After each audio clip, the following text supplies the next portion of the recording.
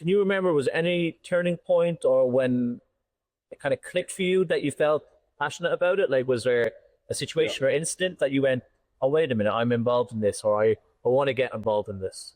So it has been something that's always lingered in me over time. But ironically, actually, when I lived in Dubai 8 years ago, the movie came out Before the Flood by Leonardo, the documentary. And I just really remember watching that in the marina and, just actually being like quite saddened by the concept of, the potential negative effects of climate change, of pollution. You can also simplify things literally, because there's obviously a lot of always about carbon in the atmosphere. Just call it pollution. It's not a very clever thing to pollute the air you breathe, which is something you're constantly doing.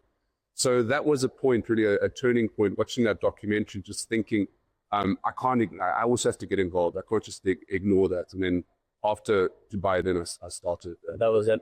Yeah.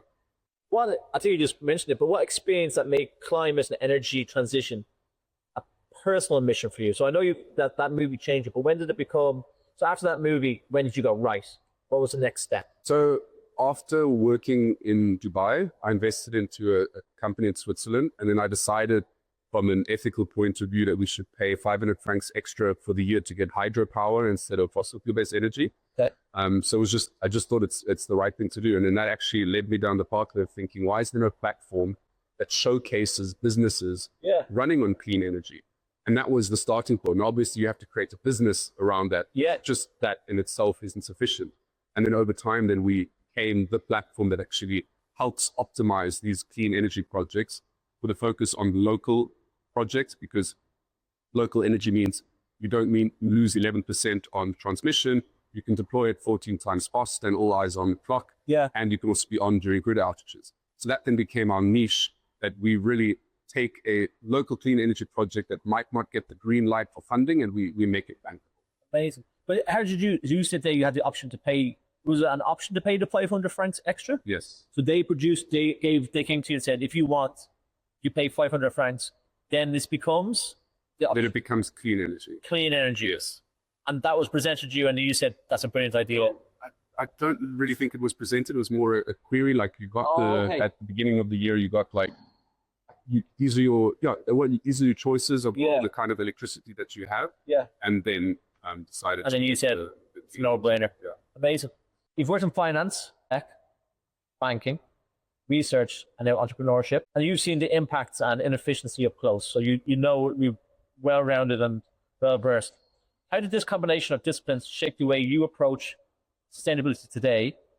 And what keeps you personally motivated when progress feels slow or the systems are reluctant and difficult to change? So I think also my background as an economist, like studying economics in one viewpoint is relatively useless to study, because there's very rare like direct economics jobs, and then they've always got a bad reputation for predicting the future and not actually ever getting it right. But it does teach you how to think holistically. It's similar in a way like engineers. They think holistically, just that engineers are actually also have far more of a practical usage. So firstly, you got that holistic thinking there, and then also because of my different lines of work, I do tend to look at things quite holistically. I don't just think of that particular point, thinking how does that affect the other point. So it has developed like a systems kind of thinking. And in terms of the motivation to always carry on, one of my favorite quotes, I'll just give the final part of that, is from Calvin Coolidge: persistence is omnipotent. The two main things as an entrepreneur, and even in general to be successful in life, I think, are discipline and persistence. If you've got those two attributes, then normally eventually you should be able to succeed. So that's just a mantra that I always have.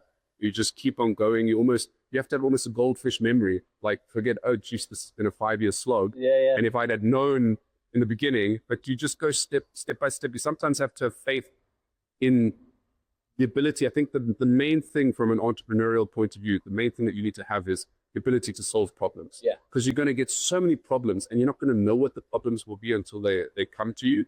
So if you have that mindset of, give me a problem, I'll fix it, then just start the journey, and then you'll see along the way what comes, and maybe it'll be a 5-year journey, a 10-year journey. You just got to keep on pushing through.